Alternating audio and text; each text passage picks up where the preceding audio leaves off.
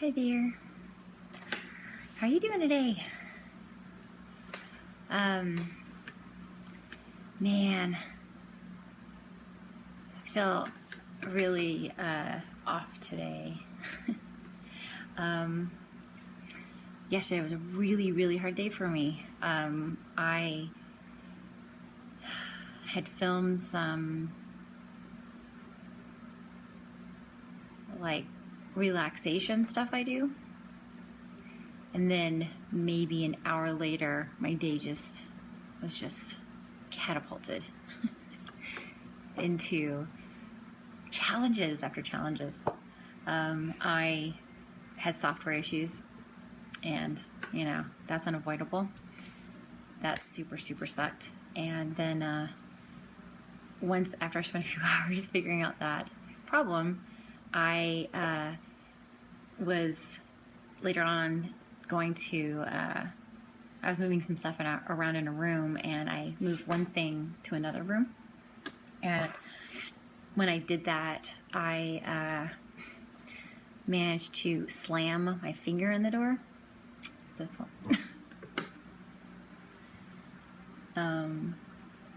It really hurt.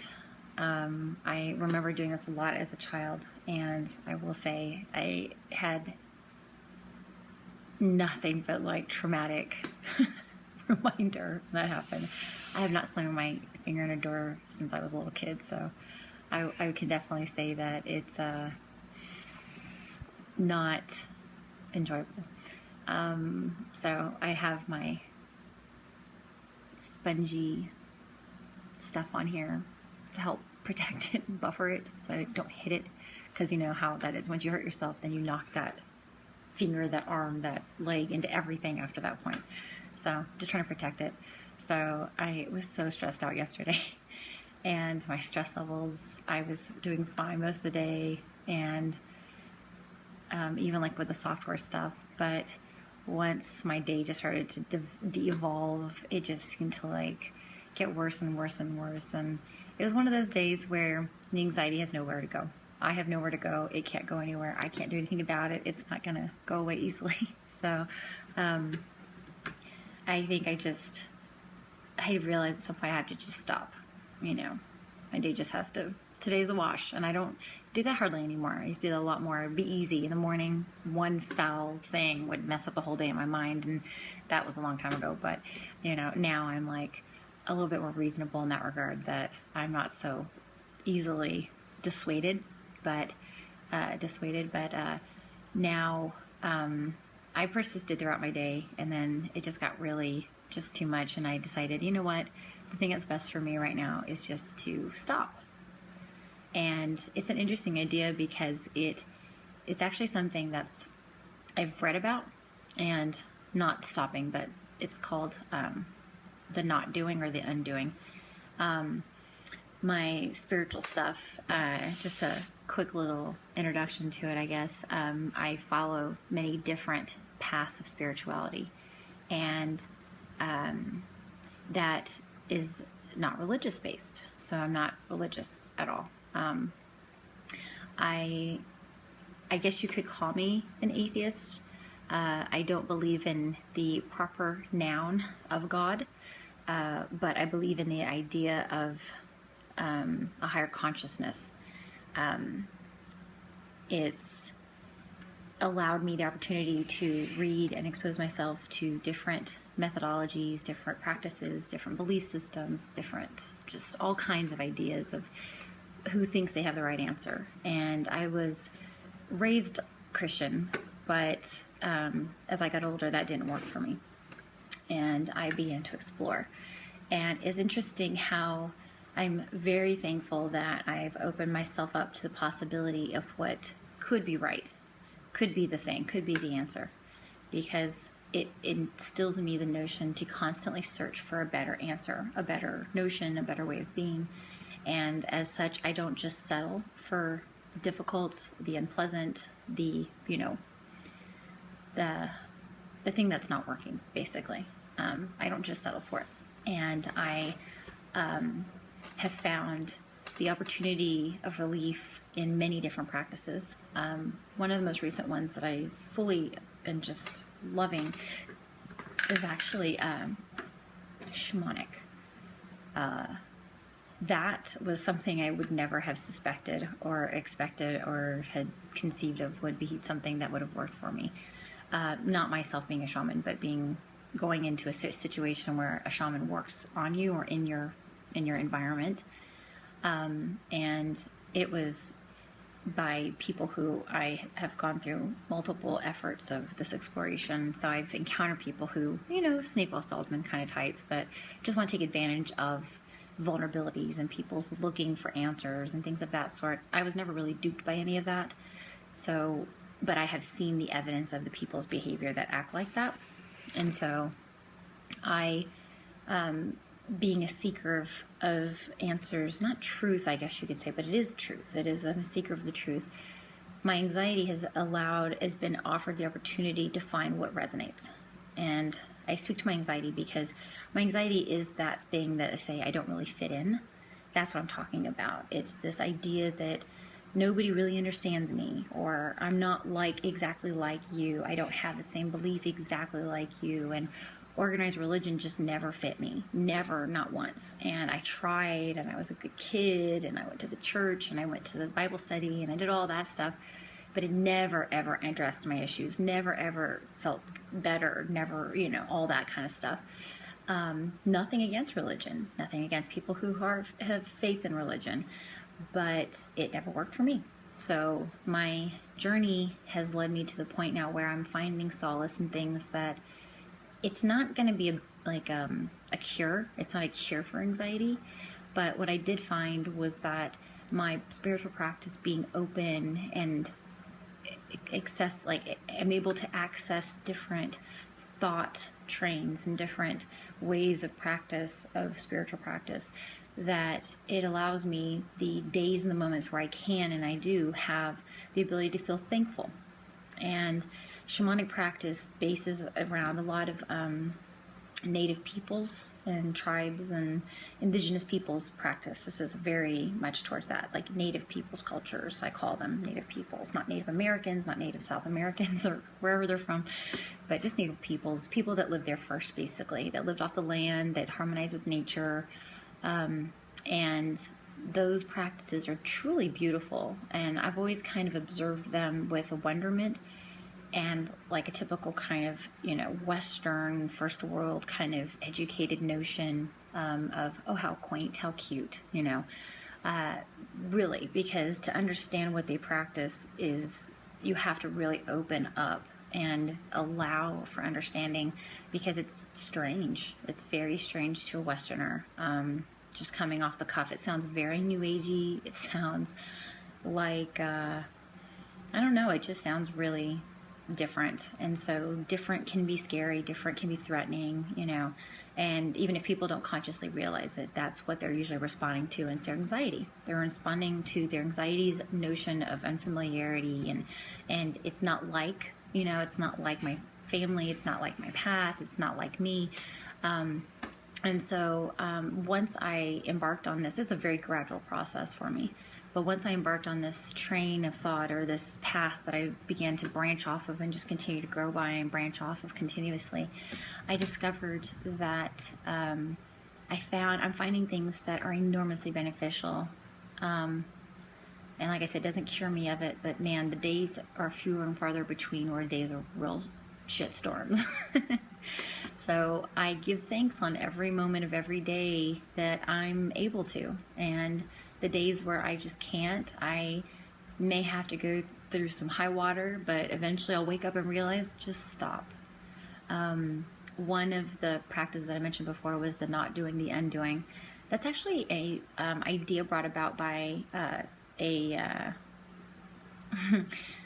interesting series of books. I can't attest to its validity, but the story and the message behind it is actually quite powerful, very powerful.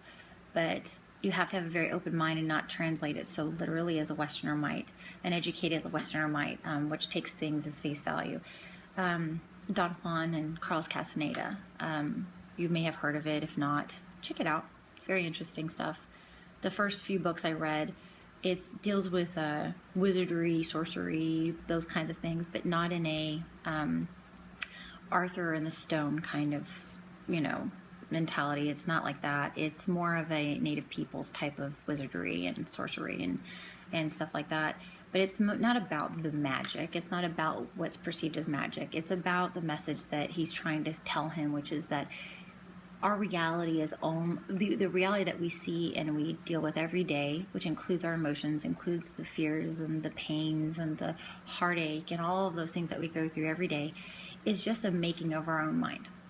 And it's not saying those things aren't real, because those things feel very real, so they are real, but it's not the truth. It's not, you don't have to be in it in a way that it's continuously feeding itself.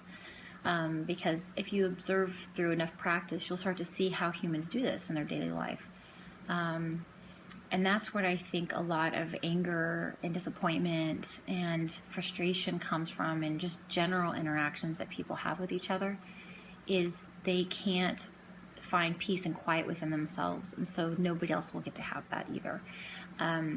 It's not on purpose. It's very much just a survival thing. It's pain, and being human, I can attest through the revelations that I've had, to be human is to suffer, just like in Buddhism. And quick side note, I actually also observe some Buddhist methods and ideas and beliefs, and Hindu beliefs and ideas. So I have a very multifaceted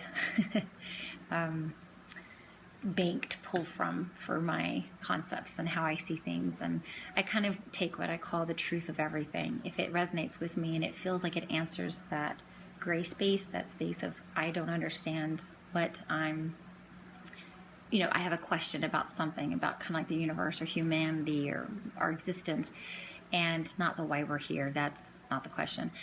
Much deeper than that, much broader than that. But when I have those questions, I put those out there to the universe, as I like to say, I put out to the universe, and the answer will come to me. And because of that sort of engagement with my experience in my universe, it's allowed me to have things come to me that answer those questions. And so the idea of the impermanence of our existence and how this isn't the real thing is actually enormously beneficial on a day-to-day basis. The little things that might bother you all of a sudden can be a lot better managed when all of a sudden you realize, I don't have to continue doing this thing. If this thing right now is frustrating me, I can stop, put it down, and go over here and do this other thing and come back to this. That seems simple, but it's almost like it's impossible to admit because we're stubborn, we don't want to give up, we don't want to be a quitter. All of those thinkings block us from our ability to grow. Once we acknowledge the fact that we sometimes do need to quit, sometimes we do need to give up, it's not permanent. Neither is your state of frustration. And so by stopping and not doing, the undoing, this is one of the kind of loose translations of it. Don Juan explained to Carlos, you find that Carlos Castaneda was very frustrated by his experiences and why things weren't working the way he wanted them to or how he thought they should. And so Don Juan told him to do the not doing or the undoing.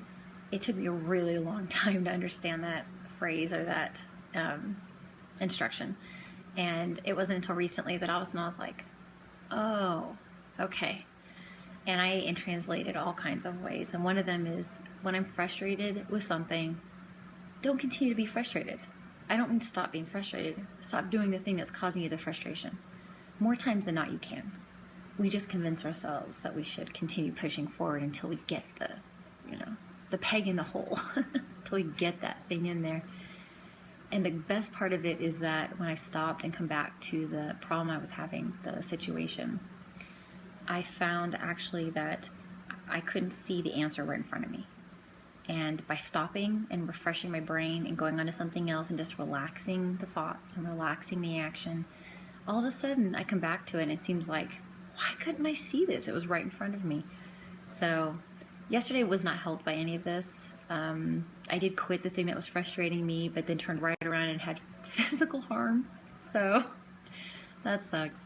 But, it's weird because I hate saying it, but it's tacky. I feel like tacky or cliche or whatever, but it's like things happen for a reason. I firmly believe that. And I think hitting my finger, I guess, I don't know, this is too hokey, but this is my vlog, so I guess I could talk about whatever I want, and I get to share that with you. Is that when my fingers getting smacked in doors and in car doors and in doors in buildings and a window, for goodness sake, as a small child, really painful, right? It was during a time in my childhood that was very hard for me. And it was a weird flashback that I had. It was a weird mental like disfiguration that happened because all of a sudden my brain was like, the only reference I had to this trauma now was the trauma then. And it was like being whiplashed back and forth into time. Very interesting. I never would have expected that from something like this. And believe me, there's no way I would have slammed my finger in a door on purpose. But I guess I trust in what I call, this is the shamanic aspect, I trust in what I call in the spirit, the divine. It's not God. It's this idea of this kind of, I translate it as this like universal energy that kind of can guide us if you open up yourself to it. Does that make sense? But it's, I don't know, I give thanks to spirit and divine and the four corners, which is the four directions, the spirits of the four directions, which help in the shamanic practice, considered to be helpers, and they can guide you, not always in a way that you may prefer, but it'll guide you along your path if you open yourself up to it. And I firmly believe in a Mother Earth and a Father Sky. I've always believed in Mother Earth, but Father Sky was a new one for me. But I've always believed that these are powerful energies, and not that there's a person. It's not a human. It's not a form. It's just this energy that has a. We all coexist together, and you can either deny it or you can accept it and take it in. And I fully have experienced it in a way that I know it's real. It's amazing, and it's really beautiful. And the Mother Earth I've always known existed, maybe being female, but I've always felt like Druidic practice and things of that sort really have a basis in real stuff, not made up, not hokey. It's not silly or dumb. But I think, and even though my pain and in my suffering of my finger getting smashed, I had a weird moment of thanks. It's really annoying. So, yeah, that was my day yesterday. It was a hard one. And today's little fun part was I got to try a new tea. This one is from a local fine food shop, and pretty good actually. They do some pretty good foods. They have a homemade chai, and it's interesting. It's not too bad. I like it spicier, but it's pretty good. I do try to buy local whenever I can, and enjoy the people who purvey those things, because they tend to be more fun to talk to, and the places tend to be more fun to hang out in, right? Funner to hang out in. And I wanted to share with you this because I was looking through as you can tell by my surroundings, my location has changed slightly. I moved into is a work in progress, creative space. I've been working on this for a couple of months now, and man, talk about not having any time to do anything. Everything takes so much time, I swear. It seems like everything is like a week or two worth of effort, and then I have to work on the next thing for a week or two. So I was putting some stuff in here, and I found my pen collection. I've always collected pens and pencils. Apparently I was, in a past life, had a writing utensil famine or something. I have always loved pens and pencils. When I was a kid, I got some of the first, what do they call them, automatic fountain pens. They have the cartridge that you load, and man, my teacher hated when I did my homework with that. But this is one that I got a while back. Oh my god, his little eyes, they don't work at all.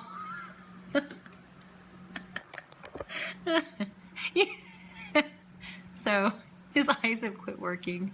There we go. Oh, something. He's a pumpkin. Isn't he cute? he doesn't work at all. Oh man, I didn't realize his eyes were so bad. It's kind of squishy too.